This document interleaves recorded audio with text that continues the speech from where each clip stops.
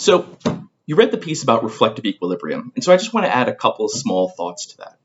So connected with the idea of reflective equilibrium is the idea of a web of belief, right? So this comes from Quine, and Quine argues that we have some ideas towards the center of our webs of belief that we're really committed to. So this might be something like, no claim can be both true and false at the same time. And there's other stuff sort of on the periphery of our web of belief.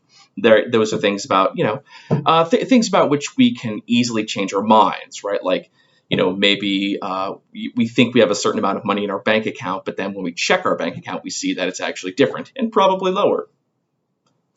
So the thing is that sometimes we'll find that we have conflicts in the things that we believe, right? Some of the principles that we hold, some of the things that we observe, some of the things that we have been told. And so the process of reflective equilibrium is the process of balancing these things out. And so what that means is making adjustments in your web of belief. So for example, suppose that your good friend who has never lied to you, let's suppose, your good friend has told you that they just saw a cat flying through the air, right? It had wings, the whole 9 yards. So you have to make a choice here. So either one, you can believe that your friend is telling the truth and that a cat has sprouted wings and is flying through the air.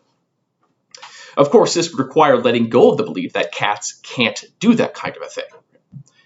On the other hand, you could think that your friend is lying to you. And so you have a long-standing belief that your friend only tells you the truth, but in this case, you prefer or you choose to hold on to the belief that cats cannot fly, and instead, you change the belief that your friend never lies to you, right? So that's another way to resolve the conflict. A final way to resolve the conflict, well, at least final that I can think of right now, I'm sure there are others, a final way is to believe that your friend is mistaken. So your friend isn't lying, but your friend is delusional or hallucinating or something like that. And so a way to resolve these different commitments is by believing that your friend is hallucinating. So what we've got then is 3 beliefs that we're trying to reconcile, right? One is that cats cannot fly. A second is that your friend always tells you the truth. And third, that your friend said that they saw a flying cat.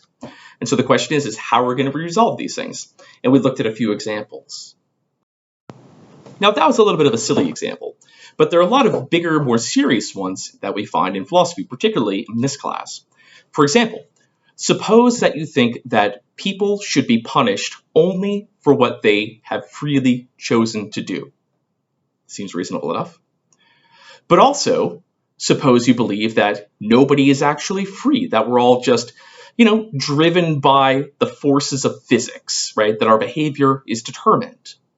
So how do we reconcile these things? So that's a big question around responsibility and determinism. Can we hold people responsible for behaviors that are determined? And so that's going to require making some tweaks to those beliefs we just described, or perhaps elsewhere in our web of belief.